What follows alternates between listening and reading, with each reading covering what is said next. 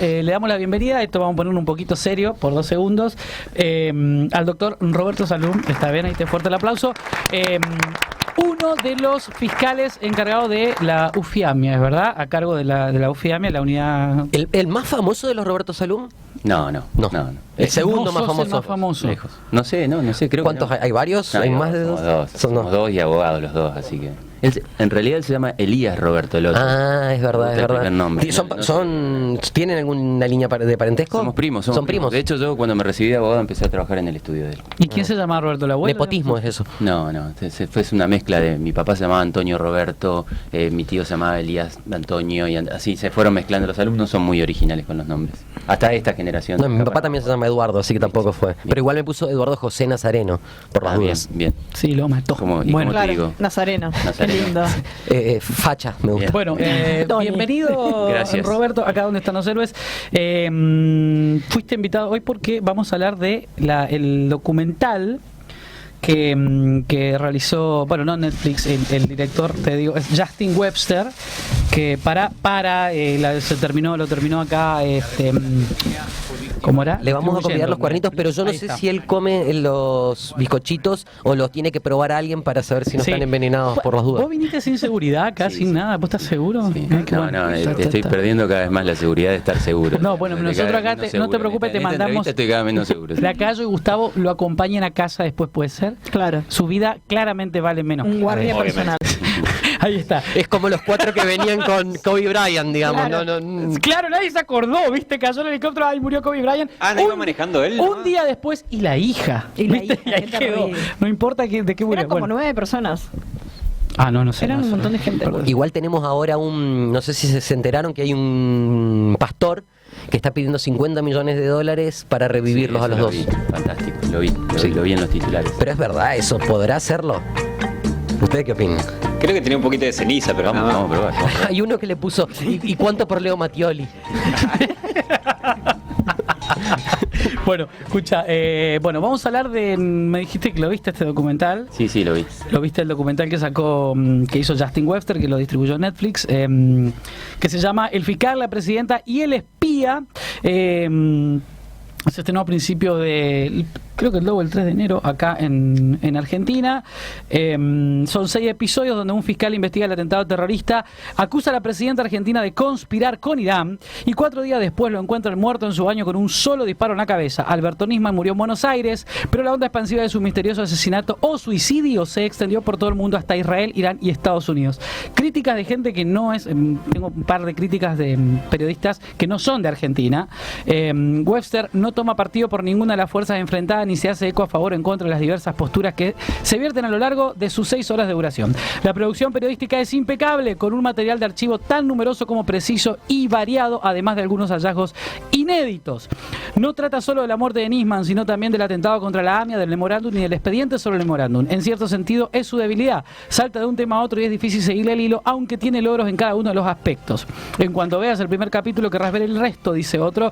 Y en ese tipo de documental consistente y bien elaborado, que sabe lo interesante que es su caso y permite que desarrolle su complejidad, y le da una puntuación de 4/5. Básicamente el documental tuvo aparentemente una buena acogida en lo que es el público. El público, sobre todo internacional, digamos, porque hay una parte del público que está enceguecido con una postura y otra parte como que lo único que dice, este es un documental, es una porquería. Pero hay que aclarar esto respecto al director y a quien hizo este documental, que es muy importante, es inglés. O sea, no hay nadie argentino involucrado en este documental. No es que alguien dijo, ay, quiero hacer un documental, o quiero hacer un homenaje. No es un homenaje para nada. Y algo muy importante con lo que podemos arrancar, nos comentaba fuera del aire que esta persona o la producción buscó tener tu opinión también. Sí, en realidad, buenas tardes. Ahí está. Buenas tardes. Buenas tardes. Sí. En algún momento me contactaron porque, yo en ese momento estaba ahí. Tiene la crítica que leíste recién, está bastante acertada, porque habla un poco del atentado y habla un poco de un juicio que fue muy importante que terminó, en el cual yo fui el fiscal, que fue el juicio de encubrimiento al atentado a AMIA. Esto tiene mucho más que ver con el atentado y es más difícil de entender. Sí, me contactaron un par de veces, yo no tuve intenciones de aparecer ahí, no tenía muchas ganas. Yo quiero empezar desde el principio, Roy. Dale.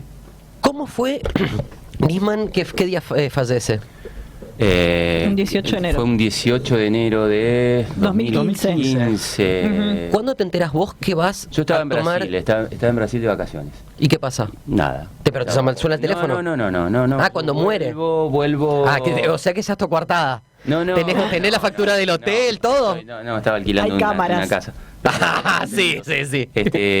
Me vengo Justo las cámaras no funcionaban. A Reconquista, reasumo después de la feria, el 1 de febrero, la fiscalía. Creo que a los 2 o 3 días alguien me llama y me dice: la procuradora quiere hablar con usted. Gil Carbó, la doctora Gil Carbó en ese Entonces momento. yo pregunto por qué. Qué cagada me mandé. No, primero lo pensé, después dije: no, si te tienen que echar no te llaman por teléfono para decirse que van a ¿Pero te tratar. imaginabas algo así? Perdón, un poquito más cerca del micrófono, Rolando. Bien, Por favor, acércate, está. no me imagino. Pensé, ¿Qué pensaste? ¿Que te iban a después echar? mirando un poco qué era lo que estaba pasando, pensé que iban a llamar a alguien y que a mí me estaban llamando para cubrir a ese alguien que iban a llamar para ese lugar. Porque después a la tarde me pongo a mirar un poco lo que estaba pasando Perdón, en todo el país y veo que estaban buscando un equipo de fiscales. Pero nunca se me cruzó por la cabeza que me iban a llamar a mí. pero esto, perdón, ¿fue en qué fecha? Y esto fue febrero de 2015. Ah, fue febrero. Yo pensé que fue mucho después. No. Yo no sé fue por qué ahí tenía que fue mucho después. De hecho, nosotros asumimos antes del mes. O sea, antes del 15 de febrero del 2015 estábamos ahí. Esto entonces lo que deja de último al descubierto, relacionándolo un poco con el documental, es que ya estaba la idea de reemplazar a Nisman, No, ¿por qué? ¿no? No, porque nos llaman justamente porque la UFIAMIA se queda sin fiscal. Entonces tienen que salir a cubrir ese puesto. Y Que eran salen a 3 buscar- originariamente, ¿no? Claro, salen a buscar en vez de un fiscal, y por estas circunstancias, así ese momento y ese lugar eran muy difíciles.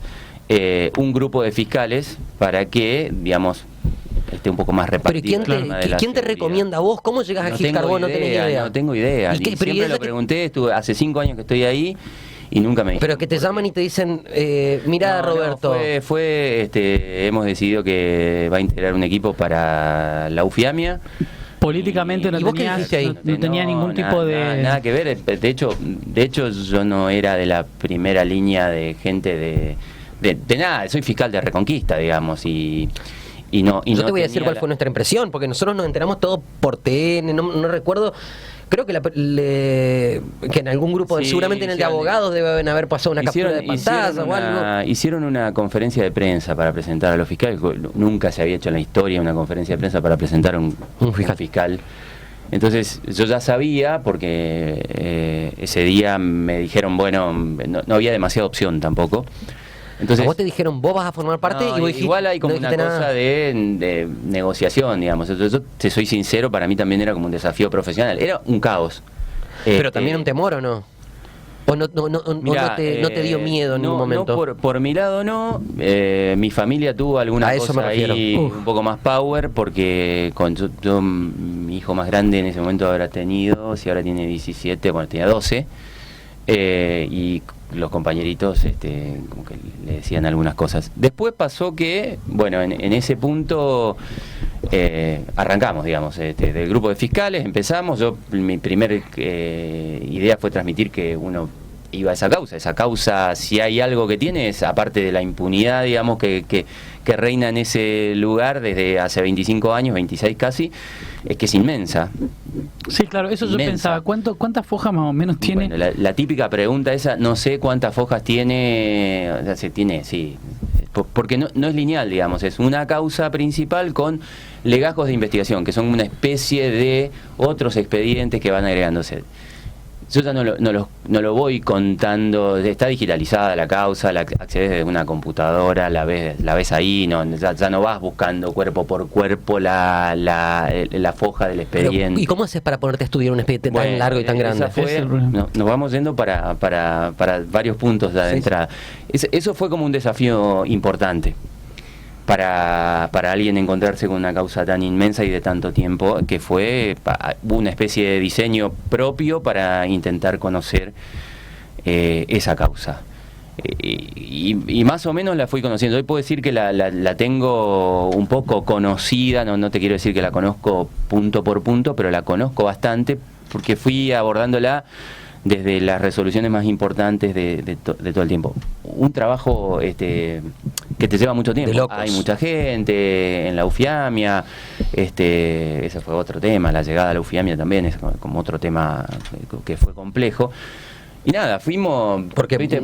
Fue un desafío que lo fuimos cumpliendo, qué sé yo, podrá haber salido peor, mejor. ¿Cuánta gente trabaja en la Ufiamia, Y más o menos? en la Ufiamia, que creo que había 60 personas en ese momento. Abocadas a una sola causa. A una sola causa, que en realidad no es una sola causa, porque la causa madre, por decirlo así, que es la causa del atentado, Sí. reprodujo un montón de causas más. Que son, bueno, para contar más o menos la historia del atentado a la AMIA, es después del 18 de julio de 1994, que es cuando explota la bomba. Se produce la detención de una persona que era el último tenedor de la camioneta Traffic, y después empieza Teseldín, que ahora está en juicio. Ahora yo lo tengo en juicio a Teseldín. De vuelta. Es lo que estoy haciendo yo ahora dentro Él de la tuvo un Ufiamia. juicio, pero que se anuló por Exacto, el lo que tema pasó del- fue de que la- 10 años después se llega a juicio. A Teseldín le pagan $400.000 para que diga que al atentado lo habían El cometido. juez, está grabado eso. Está grabado. Bueno, Y el juez que está, decime que Esperá. tan cana, Galeano. bueno, pero espera, todo eso te cuento porque todo eso fue parte de mi laburo en AMIA. Pues eso no tuvo demasiada trascendencia, y sin embargo yo creo que ahí está la clave de mucho de lo que va a pasar de ahora en más. Está claro que no tuvo trascendencia porque no era mediáticamente Vendible. Sí, vendible, o tocaba algunos intereses que no eran de los que a los grandes medios le convenían. Bueno, la cosa es así, se van produciendo de causas conexas. Entonces ahí, cuando el juez y la Secretaría de Inteligencia le pagan a este tipo para que involucre a 8 policías bonaerenses, como los tipos que en realidad le habían sacado la tráfica a él y se le habían dado a los terroristas, bueno, se produce el primer juicio AMIA y el juicio se nulifica. Queda nulo porque sale en un determinado momento. Dicen, bueno, hasta ese momento, bueno, otra de las cosas que tiene esta causa es los servicios de inteligencia así cruzándola todo el tiempo. Sí, eso es lo que uno ve del documental y vos te quedás enloquecido. Y Bueno, el documental es muy gráfico en muchos aspectos, que es muy interesante en eso. En algún momento alguien de Buenos Aires me llamó y me dijo, a eso lo vamos a entender 5 tipos, vos y 5 o 10 tipos más.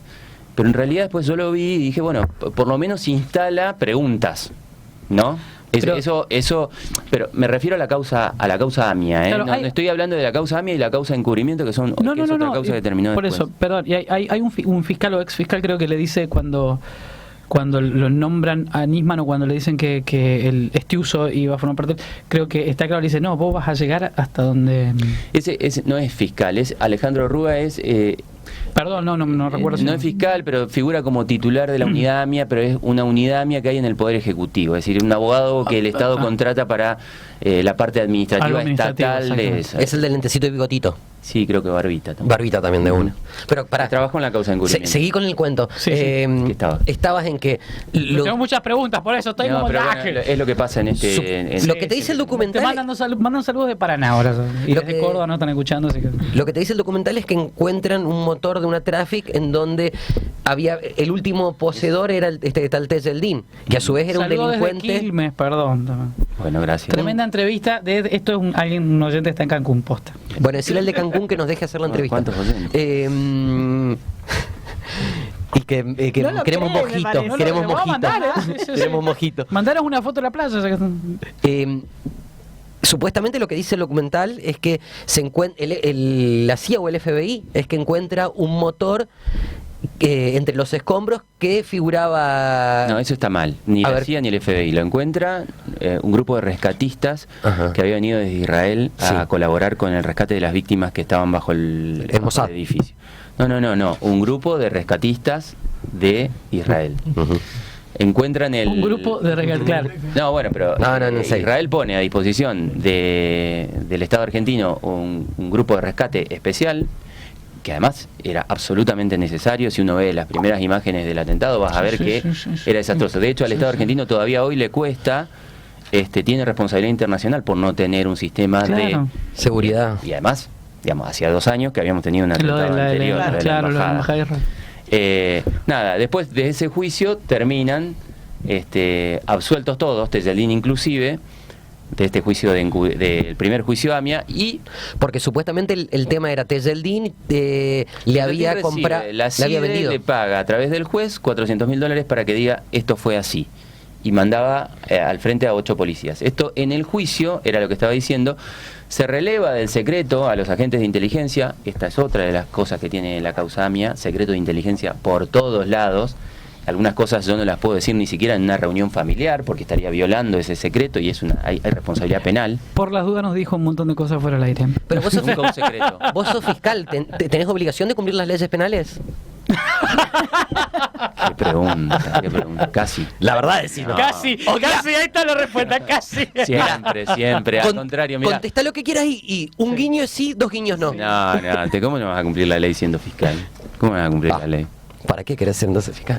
Bueno, déjalo que yo quiero Dale. te estoy escuchando su relato, estábamos en la No, cosa y de- después, bueno, ese juicio termina como tenía que terminar. Se descubre en el juicio que le habían pagado con fondos del Estado, de la Secretaría de Inteligencia, $400.000 este tipo. Que se las ofrece el juez. Para, esto, Claro. gente, ustedes si no vieron el documental o no están siguiendo la causa AMIA, Es que algo, eso en el documental sale, creo que sale una parte del video. Algo bueno que tiene el documental, y escúchenlo. En la causa AMIA hay un juez que le paga al que era el dueño de la Traffic un dinero, el juez, y eso está Fue filmado. con plata de la Secretaría de Inteligencia, o sea, del Estado Con argentino. Encima no plata era del de su Estado, bolsillo. le paga y le dice, Bueno. vos tenés que incriminar a esta gente. Ustedes están escuchando lo que les Si digo, vamos ¿no? al fondo de la cuestión, ese juicio después contra el juez, contra los ex fiscales, contra el jefe de Secretaría de Inteligencia, Robin, contra supuestamente- Menem, contra alguien... ¿Era ¿Anzorregui era en esa época? Anzorregui, Hugo Anzorregui. exacto.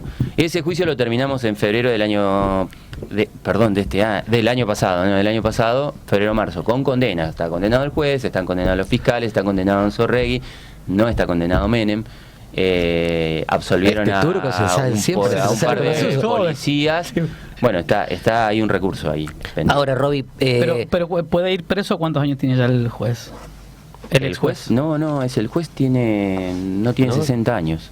O sea, podríamos llegar a verlo. Y dependerá pero- de cómo sigan las instancias superiores, eso Claro. tiene que ir a casación y después, Y después seguir, pero qué responsabilidad, según la mirada de la fiscalía, ustedes, y por qué termina condenado los fiscales, porque según el documental Esa como fue que la te vieja dice, discusión los de- fiscales se hicieron los huevones y no sabían pero nada. Lo que pasa que acá hay, espero que se esté entendiendo del otro lado, más o menos se va a Sí, entender, no, se porque los fiscales que actuaban en ese momento en la causa, esto pasa, el pago sucede en 1996. Habían pasado 2 años de que no haya novedades en el atentado a la AMIA, entonces se decide, esto está escrito en una sentencia judicial después de nuestro alegato, los jueces lo escribieron, no escribieron lo que queríamos, pero esto pasa, digamos.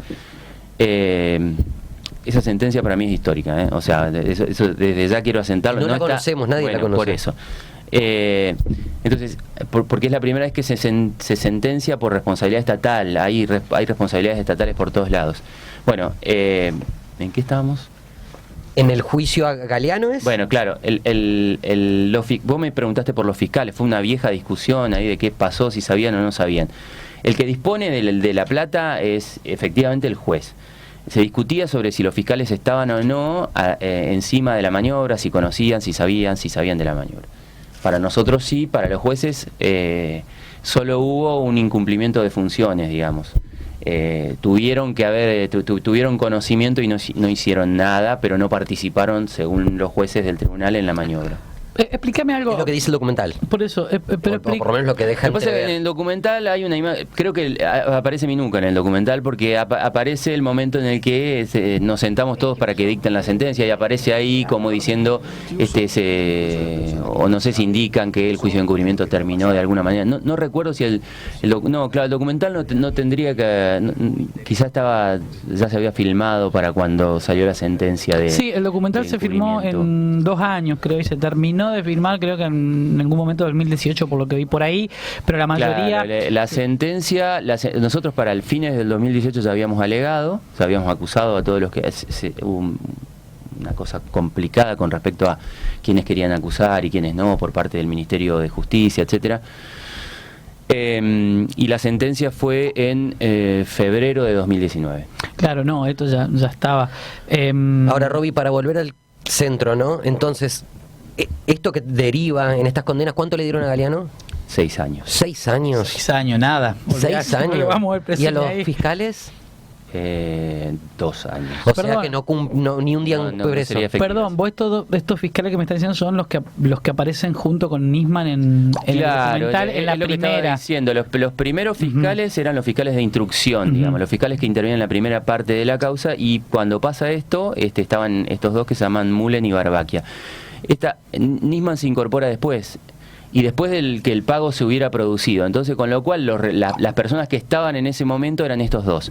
En el juicio están los dos, y de hecho, en el primer juicio de AMIA, a esos dos fiscales que estaban participando en el juicio, los sacan. Eso es lo que yo vi, te quería explicar por qué los Exactamente. echan y queda Nisman. Y porque ese juicio, uno cuando habla con la gente que estuvo, realmente dice fue además de larguísimo, complejo, etcétera.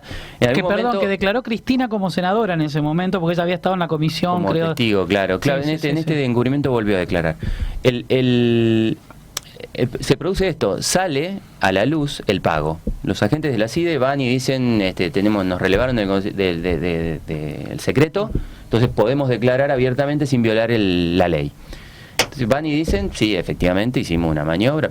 El secretario de Inteligencia, Anzorregui, nos dijo que había que llevarle plata a Galeano para pagarle a Teseldi. ¿Cómo se hizo el pago? Lo hizo la CIDE en un auto yendo a un bar. Yo no puedo creer esto. La llevaron a la mujer de Teseldín a la caja de seguridad de un banco en cabildo y juramento. ¿Y qué finalidad tiene hacer eso? Y es lo que no se sabe ahora. Encubrimiento. Las agencias de inteligencia hacen cosas que son complejas por ahí de entender. Es otro capítulo. Para eso necesitas 3 programas más. Pero los vamos a hacer. Ustedes que son así como seriófilos y etcétera, nuestras agencias de inteligencia no son de las ¿No que se comportan de manera lógica? Orgánica. Más allá de orgánica, sí, O demasiado orgánica lógica. quizás demasiado. Lo que no hay es o no había, por lo menos en la década del 90, y sin seguir una profesionalización absoluta. Nuestros espías eran un poco más precarios que los que aparecen en la... Robbie, y más allá de Entonces, a todo esto tenían guardado, porque los fondos reservados tienen esta situación, no te piden recibo. Fondos reservados son fondos secretos que el Estado le da a la Secretaría de Inteligencia para que cumpla sus funciones. Sí, no van a Son traer una agencia factura de, inteligencia. sí, mirá, compré una lupa. Digamos. Pero... Después, Bueno, después se está relevando, dicen que para lograr mayor transparencia eso tiene que de alguna manera, por lo menos explicarse. Bueno, acá apareció una carpeta Antes de con que los siga, gastos. ¿están condenados los de la CIDE? Porque ellos Sí, Anzorregui está condenado. Anzorregui y el segundo de Anzorregui, que era Anchésar, terminaron condenados. ¿Estiuso no estaba involucrado en esto? No. detenido, no está preso. No están presos porque la sentencia no está firme todavía. Sigue en su casa en Tortugas. Probablemente, pero eso tiene otra cuestión que tiene que ver un poco con los derechos y garantías constitucionales y qué se considera sentencia firme o no. Pasa que acá lo que sucede con esto es la guita del Estado para lograr falsos responsables, para lograr un resultado determinado, en el que ahora vos tenés que sacar la siguiente conclusión. Vos yo entré a la causa 21 años después, por eso por ahí en algún momento a mí me duele que en algún momento digan vos no resolviste este caso, que es muy complicado para que yo resuelva el caso 21 años después. Perdón. No obstante lo cual, entiendo que hubo muchos avances y lo que te está pasando es que todo eso te va dejando un rastro de cómo fue qué fue lo que pasó acá. Si está condenado el juez que instruyó desde el minuto cero el atentado, más los fiscales, más el jefe de la Secretaría el secretario de Inteligencia, el subsecretario de Inteligencia, 3 o 4 policías, otros agentes de inteligencia. No estaba Estiuso porque la investigación iba avanzando fue también como una guerra entre sectores de inteligencia. De inteligencia. Esto o el producto de esto tiene que ver con esto. No avanzaba y entonces se trató de empezar a buscar responsables. los responsables había que buscarlo a cualquier precio, entre comillas, y se buscó de No, esta 400 manera. lucas. Claro, pero yo en los alegatos lo dije, los tipos lo que decían era que le estaban dando seguridad a Tejeldín, es decir, como si ahora a vos te dicen, bueno, soy un arrepentido, ahora está legislado el arrepentido, por ejemplo, Tejeldín podría haber sido El eso. arrepentido. Pero acá le dieron 400 lucas en negro. Y lo peor de todo es que lo filmaron las negociaciones. Ese video Perdón, y está 400 todavía. lucas de 2000, esto fue en Sacamos la cuenta. 2001 creo que fue. Cuando o nosotros, 2000. cuando Por ahí nosotros fue, ¿no? hacemos en el 96. 96 fue. 96. Claro, Uno a imagínate uno. que en el 96 ya Hasta esté el eso 99 filmado. cortaba Yo pensé que era fue Nosotros mucho hicimos después. nosotros hicimos un cálculo de actualización. ¿Y cuánto Había salían como, hoy en día? había como, podías comprarte algo así como 6 o 7 departamentos Y en sí. Belgrano. En Belgrano. Y sí. 2 ambientes. Qué barato que este Tejeldín. Tranqui nomás. Entonces, Pero, bueno, esa todavía seguía siendo la justificación de los tipos en el juicio. Entonces, eso se logró una sentencia que para mí es muy importante. Y además se reconoce desde el Poder Judicial que que hubo un encubrimiento. Ahora ya está en la causa, fue llevada a los tribunales internacionales, digamos, la responsabilidad del Estado argentino estaba ante la Comisión Interamericana de Derechos eso no se Humanos dice, por ejemplo. y ahora ya está ante la Corte. Ya la Comisión tuvo la última reunión con las víctimas y creo que... Eso no se sabe. O sea, no se falta... sabe. no sé si lo va a llevar a la Corte. El sistema interamericano es la Comisión lleva a la Corte Interamericana y ahí sí se dicta un fallo de condena o no al Estado Nacional de acuerdo a la responsabilidad del Estado de aquel momento. Ahora, Roby, esto entonces... Que evidentemente, perdón, va a existir, porque con esto que nos está diciendo con No, la y además condena, el Estado o sea, en el 2003 reconoció su incumplimiento. El Estado reconoce, lo que pasa que en ese reconocimiento implica además avance en la investigación, reforzar la investigación sobre el encubrimiento, tener un sistema de emergencias adecuado para el caso de catástrofes de este estilo, prevención en... Bueno. Claro, yo esto es lo que comentaba el otro día y investigando, leyendo un poco sobre esto, vi hasta lo de las Torres Gemelas había sido el atentado terrorista más grande en América. Hasta lo del 9, hasta Sí. el 11 de Hasta septiembre. ese perdón. momento era Había el sido. atentado más grande. Hasta ese momento. Roby, pasa esto, se sucede este cohecho, esta causa armada, entre comillas, se nulifica todo el juicio, vuelve a cero. Agarra a Nisman solo. Echan, digamos, la Claro, apartan los otros dos fiscales. A partir de ese momento eso provoca un tembladeral, obviamente, porque esa era una causa. Hay una pata también mediática en esto, es decir, hasta ese momento Galeano era Incorruptible. y era Gardel, digamos, ¿No había sido de la Junta? No, o me estoy confundiendo. ¿De qué? ¿De qué había sido Galeano un juez de una causa importante ante todo esto? No me acuerdo. Bueno, por eso No sé. No sé, era juez de Comodoro Pi, le habrán tocado casos de corrupción, seguramente, porque todo lo que pasa... ¿Y si en los 90 no hubo corrupción? Ah, no. No. ¿Qué, ¿Y esto ¿Qué qué? estás Esto- diciendo? Bueno, ¿Qué estás hablando? Este caso, además, se enmarca en eso, en un caso, es un caso de corrupción también, es un caso de distracción de dineros públicos con fines, obviamente, más perversos todavía, que tienen que ver con el encubrimiento de un atentado, el atentado más grande. O sea, se murieron 85 personas en ese atentado, y esa es la otra parte que por ahí desaparece aún.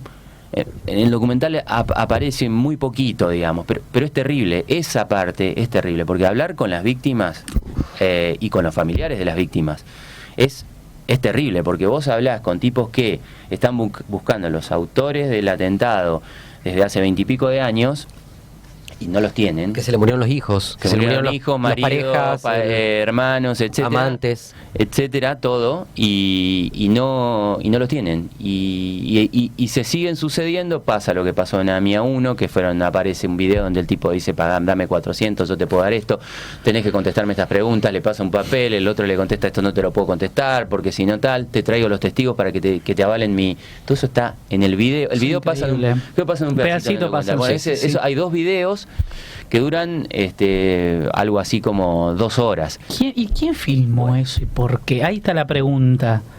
Es muy raro. ¿Quién va a dejar que se firme? Espera, va a hacer esa movida sin dejar que se filme? Lo que nosotros decíamos en los alegatos, bueno, está bueno que pueda contar esto, es ¿Vos qué expectativas tenés cuando vas a hablar conmigo a mi Fiscalía Federal en Reconquista, ponele, o en la Fiscalía de... No, que no te van a estar filmando clandestinamente. Bueno, los tipos describieron un sistema de filmación clandestina. Entonces vos ibas y te filmaban. Entonces vos decías algo, no lo decías dentro del proceso, no lo decías... Entonces ahí están, un juez, el acusado del mayor atentado terrorista de la historia americana hasta ese momento, porque eso era Teseldín, un tipo filmándolo desde atrás de un perchero, de atrás de una biblioteca, con cámaras que le proveía la CIDE, transmitiendo en vivo a una oficina que estaba al lado, como la del operador, y los tipos del otro lado, con 4 o 5 tipos, controlando a ver qué era lo que decía. Que por ahí Galeano sale, por ahí está con un secretario, vuelve y le dice, che, me dicen que te pueden... Porque por ahí hablaban de un libro, te vamos a comprar un libro, Teseldín va a escribir un libro. Era la manera en la que se referían a su declaración.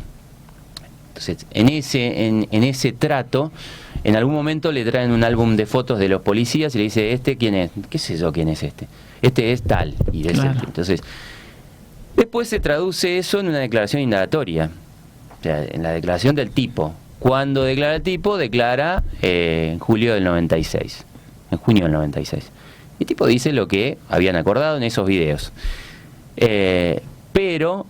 ¿qué pasa? Antes de declarar, antes de empezar la declaración, viene un agente de la CIDE, le trae un teléfono con una llamada, que él habla con la mujer y le dice, si ya está, ok, empieza mi declaración. Y ahí empieza a declarar. Lo dicen 10 testigos a esto. Entonces, estuvo absolutamente coordinado. Y efectivamente es escandaloso, digamos. Este era el sistema judicial argentino. Así se investigó esto en ese momento. Y después hubo una segunda cuota, después hubo otra cuota más, que primero se pagaron 200.000, después se pagaron otros 200.000. No tenía toda la plata la CIDE. No, pero ¿sabés qué pasaba? Que la CIDE le aconsejaba a Galeano pagar por etapas. Claro. Galeano desobedeció esto. Porque así no tributaba ciertas cuestiones. No, porque esa plata nunca se blanqueó. Claro. Sí. Pero el tipo lo decía, yo quiero mi plata en el Uruguay porque ahí me voy a comprar tal y tal cosa, voy a evitar los embargos, voy a evitar que me saquen lo que tengo. Y entonces después, pero la CIDE le aconsejaba que le vaya pagando por capítulos, dicen ellos, que era... pagarle una parte, si se corrobora que lo que te dice es verdad, le seguís pagando y le seguís pagando. Bueno, eso también aparece en los videos. Y bueno, los imputados en esta causa terminaron defendiéndose diciendo, bueno, esa plata la CIDE la podía pagar porque había un decreto perdido de inteligencia del año 65 y de otro del 55 que decía que se podía pagar y después salió un decreto de Menem de esa época que decía que se podía pagar como recompensa a cualquier persona que aporte datos sobre el atentado. Entonces lo quisieron enmarcar en esto. Como que era legal lo que estaban haciendo. Pero cuando se empezaron a defender, cuando sale el video en la causa no estaba. Nunca quedó constancia de que... el abogado que también salió absuelto, el abogado de Teseldín, que era Stinfal en ese momento, también estuvo acusado en este juicio. Ahora, Roby, por un lado, ellos en el primer juicio a la AMIA, es la misma CIDE que cuando lo relevan del secreto van y cuentan esto como, mirá la barbaridad que se está haciendo. Y después dicen, bueno, pero esta barbaridad era legal para defenderse. Así es la cuestión. Porque la CIDE, fui aprendiendo algunas cosas también de inteligencia, la CIDE no era en ese momento una CIDE, sino que había 2 o 3 sectores que pugnaban, como siempre hubo en ese lugar. Entonces había un sector que tenía latente, como te dije, la investigación del atentado, como supuestamente no quisieron agarrar este tema, digamos, sí. Se lo sacaron y se lo dieron a un sector que se llama Sala Patria. Ese sector es el que toma y hace avanzar la causa con ese pago de 400.000 pesos. Que había quedado relegado, pues, sí, ahí empezaron empezó una guerra interna que termina de esta manera. ¿Vos decís que la conclusión es que todo es una lucha de poder? Pero absolutamente pasa, pero bueno, cuando en una investigación judicial, que de por sí ya es una lucha de poder, vos lo sabés, sos abogado. ¿Vos sos abogado también? Ah, mira. Compró el título, pero lo tiene. Será lo que deba hacer o serás abogado. Exacto. Quería hacer una pregunta con respecto. De la causa AMIA tenemos mucha información. De un lado, del otro, operaciones a favor, operaciones en contra, contraoperaciones, que ya un poco marea. Sobre el tema Embajada de Israel, no sé cómo está, no sé cómo quedó.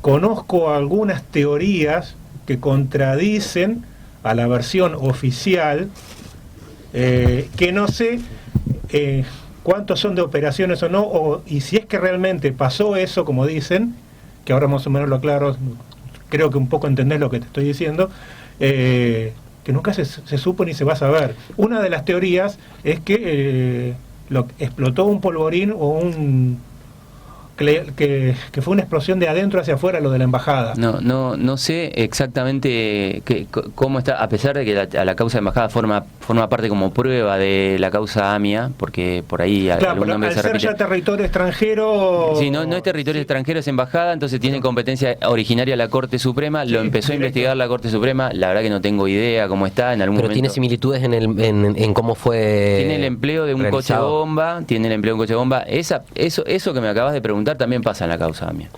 Pero es lo que pasa a partir de tantos años sin que haya responsable. Entonces pero aparecen... En la causa AMIA está la de Traffic, hubo una filmación... Pero tengo 10 libros que me dicen que la Traffic no existió. Eso te iba a preguntar.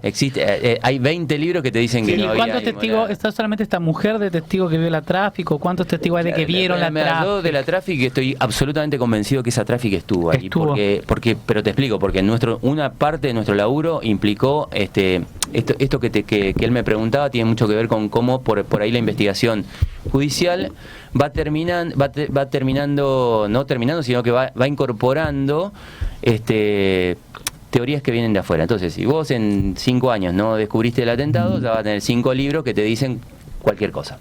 ¿Sí? Y una necesidad por descubrir algo. Por todo, una necesidad natural, una necesidad mediática y social. Hay muchos periodistas que construyeron carreras a partir de algunos de estos atentados de investigación. Ahora, yo tengo que laburar, una de las cosas que yo me fijé al momento de irme acá primero era diseñar un sistema de laburo para conocer la causa, y segundo era...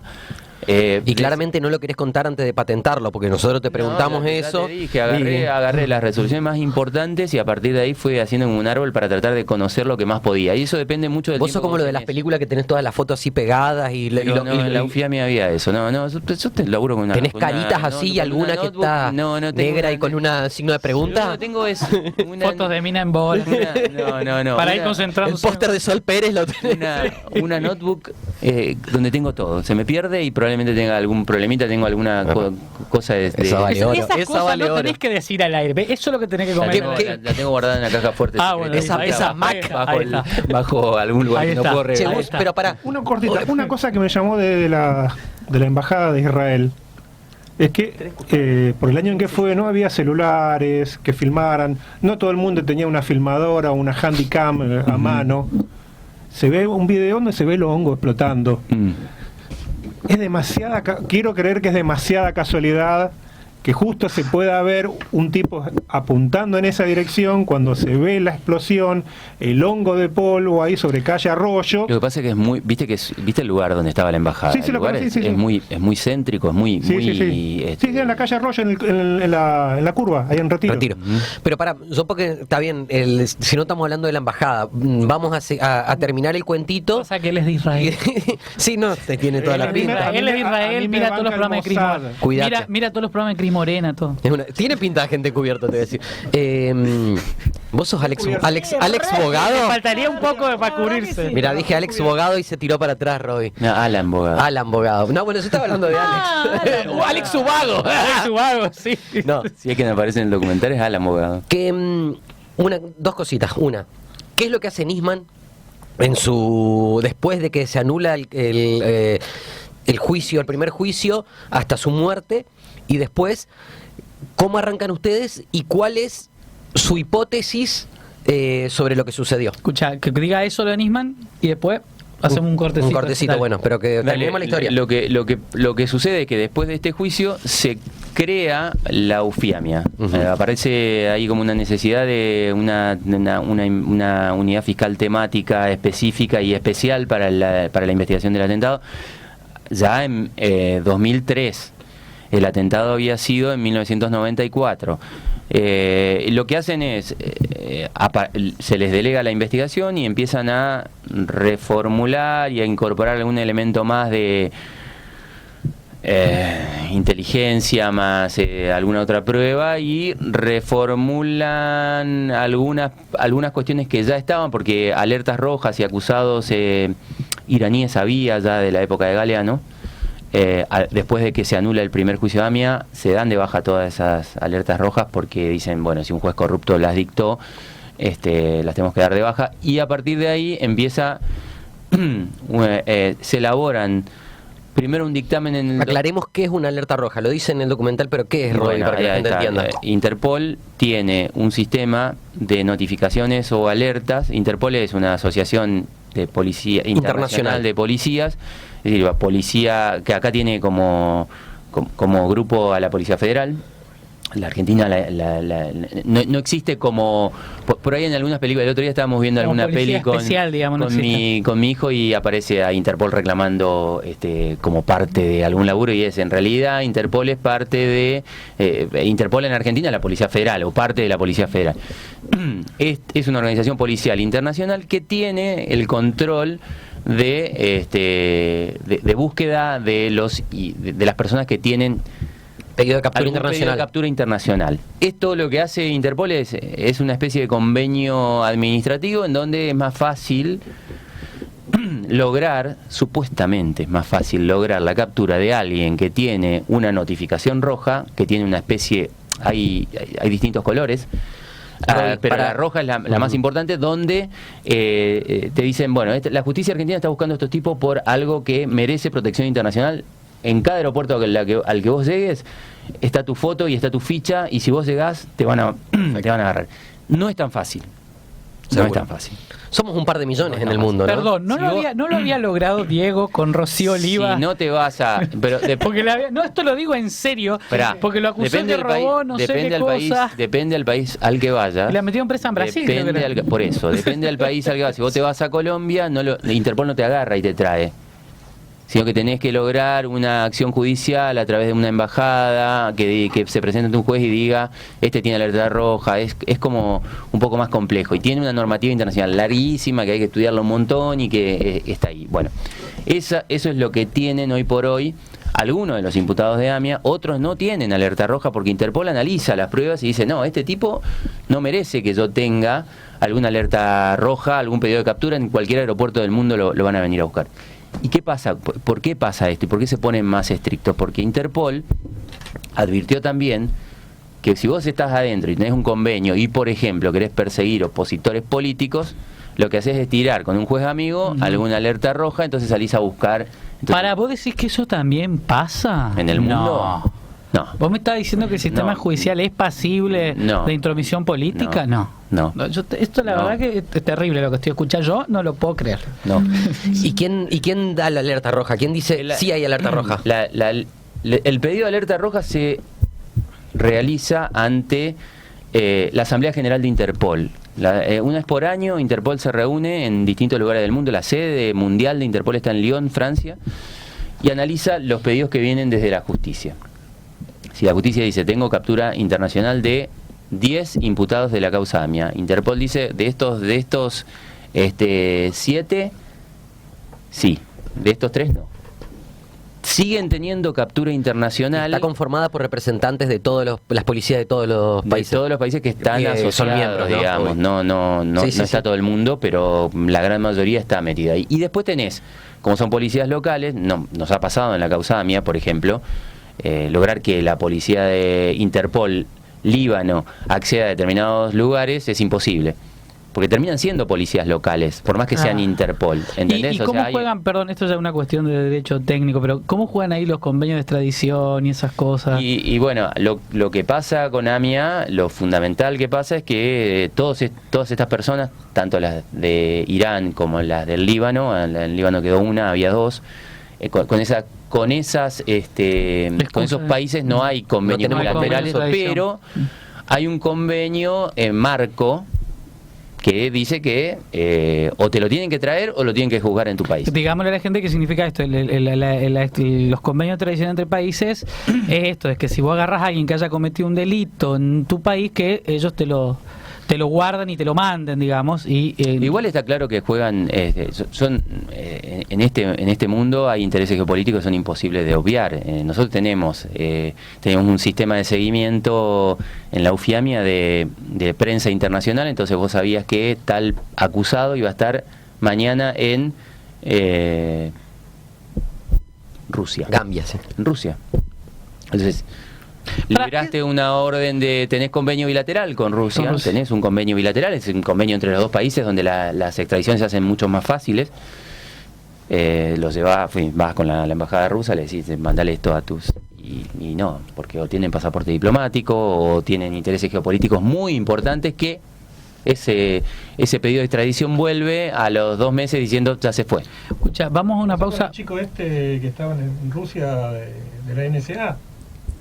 ¿Cuál no sé? Con... No me acuerdo. Era un caso parecido a Snowden. Con Snowden. Ah. Iba a decir Assange, O pero sea, eso Bueno, perdón. Le dijo Putin. Hazte una pausa, Una esto es lo que yo postilla. me quedo, para que nos digas después. Entonces, vos me decís que hoy en día hay imputados en la causa AMIA. Sí, Hay bueno, imputados. eso lo que hace, tiene que ver con la pregunta que me estaba haciendo Edu, es se hacen 2 dictámenes donde se imputan específicamente a aproximadamente 10 personas. ¿De qué nacionalidad? Hay iraníes y libaneses. Y esas son las personas que hoy están imputadas y que derivaron después en el memorándum, etcétera, para ver si se podía o no. Relaciono, Robbie, con lo que vos decías recién, porque lo que dice Timerman en el documental tiene que ver con justamente esta cuestión de la extradición. Dice, nosotros lo que hacemos es una negociación en la cual un memorándum que es público aparte, lo que hacemos es decir, bueno, está bien, no vamos a poder ir contra todo, pero por lo menos, como no tenemos facultades de que lo traigan a declarar acá, acordamos que le vamos a tomar las declaraciones allá, y no a todos porque son los que reconoce o no reconoce Siria, digamos, una cosa así. No, era con Irán, pero de todas maneras yo en eso, la verdad que memorándum, tengo vagos recuerdos del fallo que declara inconstitucional eso, porque dice, estás negociando tu soberanía judicial. Yo entiendo que ahí había alguna cosa, hay un antecedente de memorándum parecido, que es el atentado de Lockerbie en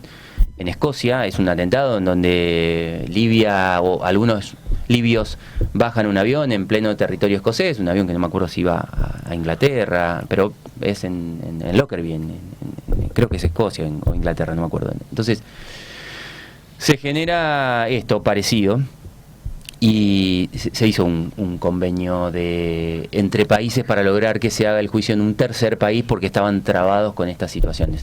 Lo que pasa es que yo no conozco efectivamente algunas cosas que pasaron en el memorándum de entendimiento y no sé qué es esa comisión de la verdad. Forma parte... No sé qué es esa... ¿La denuncia de Nisman forma parte en algún punto de la causa AMIA? No.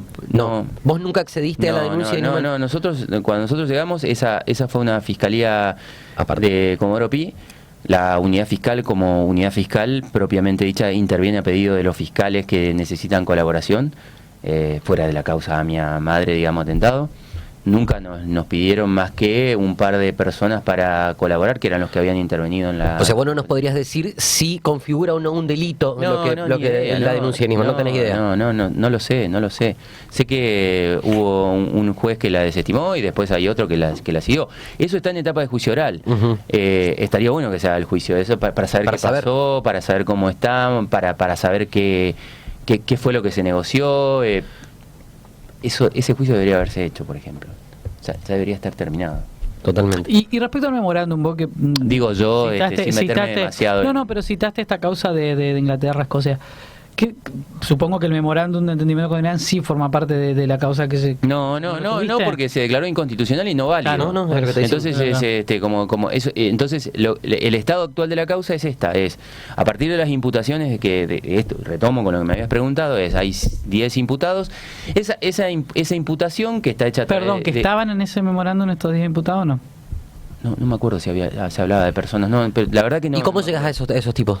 A través de las investigaciones de... ¿Pero partiendo en Tezeldín? Claro, se parte de Tezeldín y se logra identificar a una persona que es Rabani, que trabajaba en la embajada de Irán como agregado cultural. Y a partir de ahí se desarrolla una especie de investigación, un poco de inteligencia, con aportes de todo el mundo, con testigos de todo el mundo que van diciendo esta decisión se tomó tal fecha en Mashhad, Irán, en la Ciudad Santa, en una reunión en la que estuvieron los más altos mandos de Irán. Bueno, ese dictamen que ya está hecho, en realidad son 2 dictámenes, en el último se agrega una persona más, fue puesto fue presentado ante un juez, y un juez dice, avala, por así decirlo, como funciona el sistema procesal federal, es vos, fiscal, le decís al juez, quiero recibir la declaración indagatoria a alguien, el juez lo que hace es evaluar si las pruebas que tenés están acorde a lo que él considera legales para llamar a indagatoria. El juez lo que decide es efectivamente llamar a indagatoria a estas personas. Como no están en el país, decide librar orden de captura internacional, y como supraaporte a esto, lo que se hace es pedir las alertas rojas de Interpol. O sea, ahora estamos esperando que lo agarren en un buen aeropuerto estos tipos, básicamente. Hace mucho, el primer dictamen es de 2006. Hace mucho. Una cosita, perdón, un personaje que aparece... Esa situación es la que actualmente tiene la causa AMIA, y en la que actualmente está la situación, digamos. Son tipos a los que es muy difícil traerlos. 2 cosas, Roby. Una, Ya eso hay que hacerle entender a la gente, digamos. O sea, tenemos que eso más o menos la gente... que ni siquiera podemos decir son los culpables. No, está en un estado de sospecha tal como para una indagatoria, ¿entendés? Es como cualquier imputado en cualquier causa federal. Yo te llamo indagatoria cuando tengo elementos de sospecha para pensar que participaste en ese hecho, que es considerado delictivo. En ese estado es que está la causa.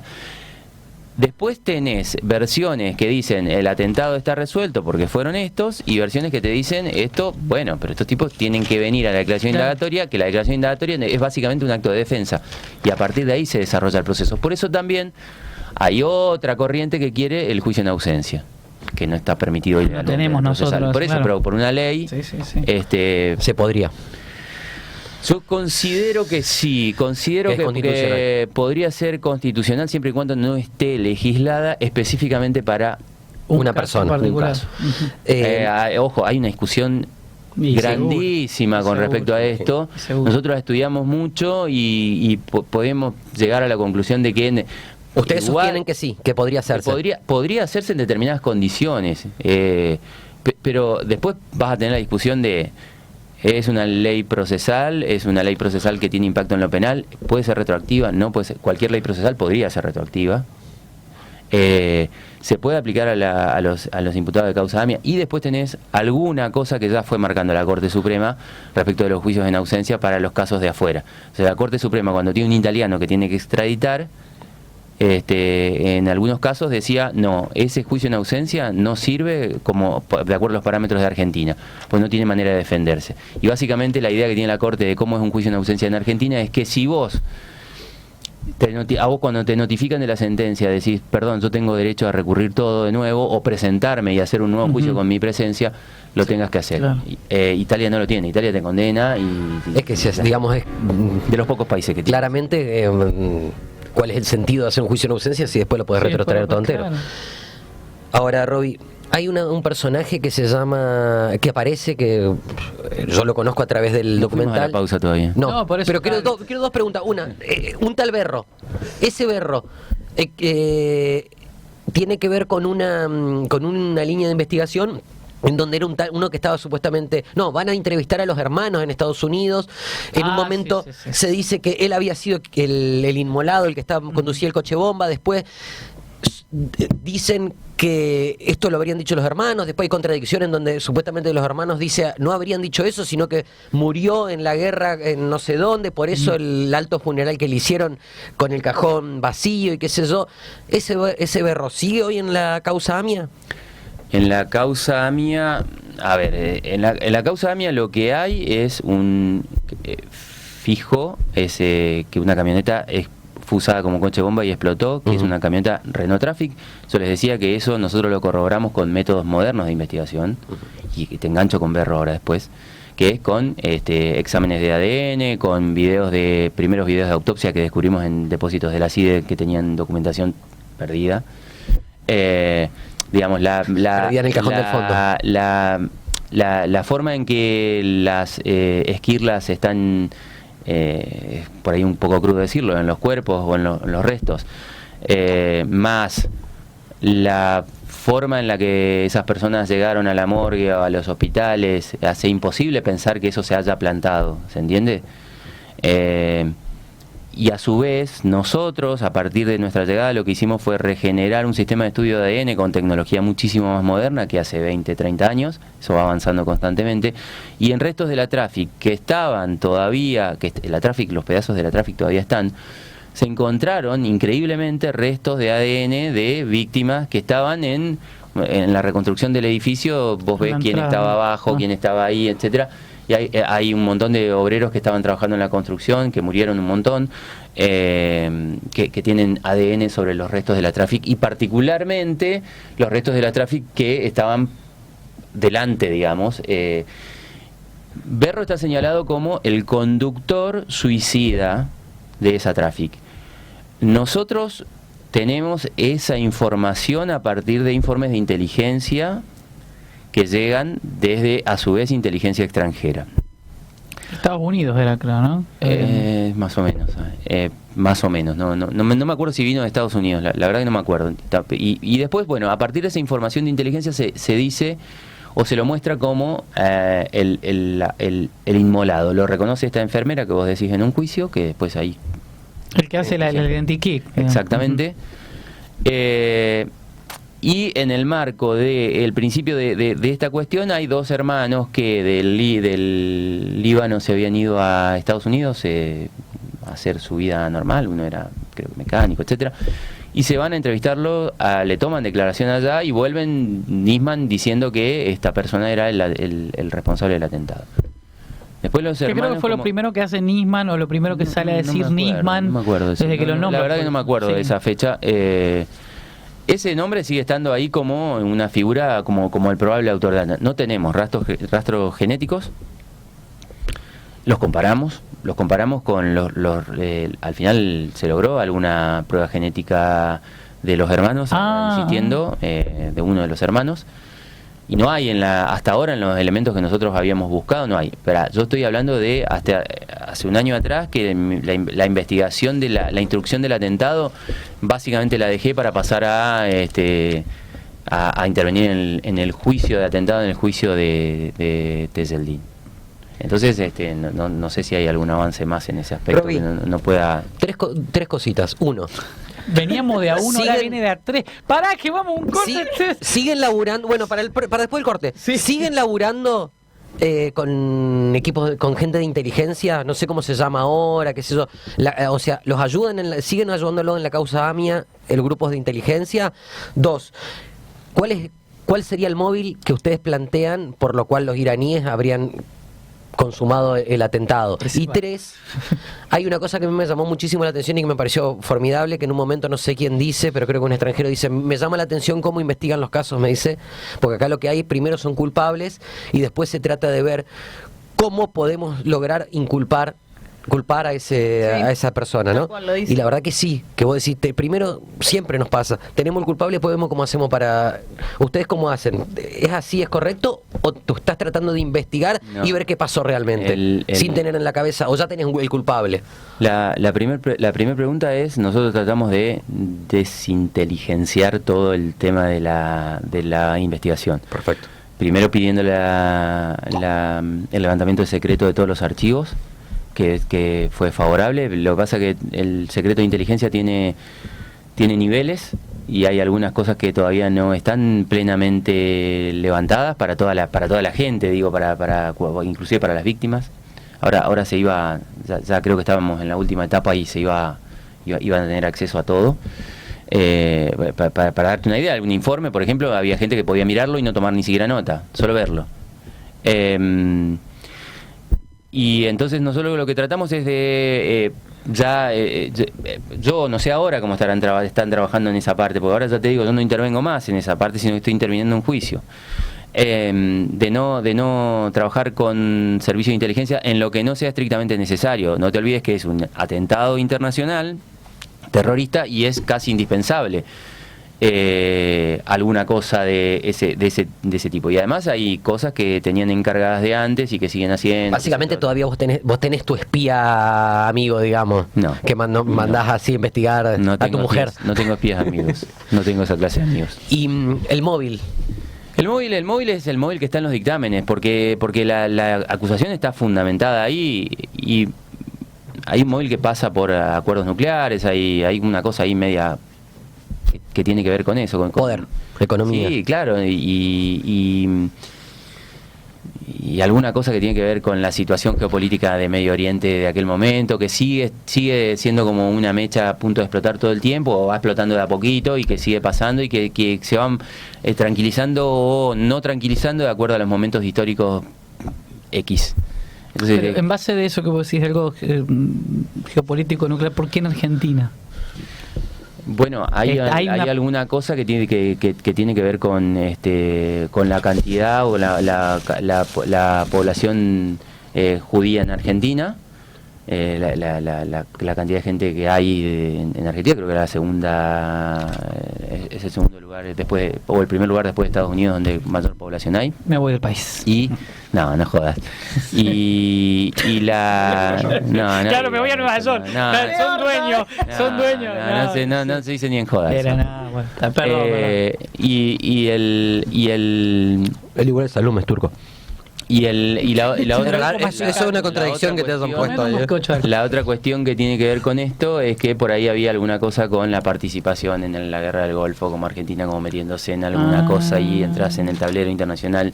Y la otra, y quizá más importante, es que 2 años antes había un atentado y no había pasado nada. Eso también. Estaba sencilla la cosa. Estaba como, O sea, había como una cosa. Donde ahí, miremos, Menem tiene mucho que ver, digamos.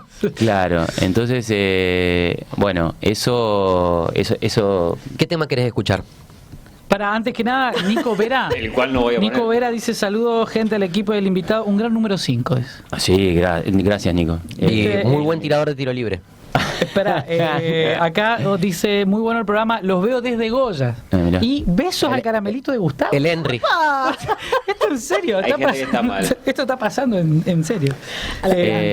Coldplay. Sí. ¿Qué querés escuchar? ¿Qué banda? Una banda. Poneme las pelotas, cualquiera. Las pelotas. Bueno. Buscá lo de las pelotas. Vamos al aire, No, vamos a en fumar un inglés, cigarrillo. puedes buscarla. al Puedes corte. buscarla.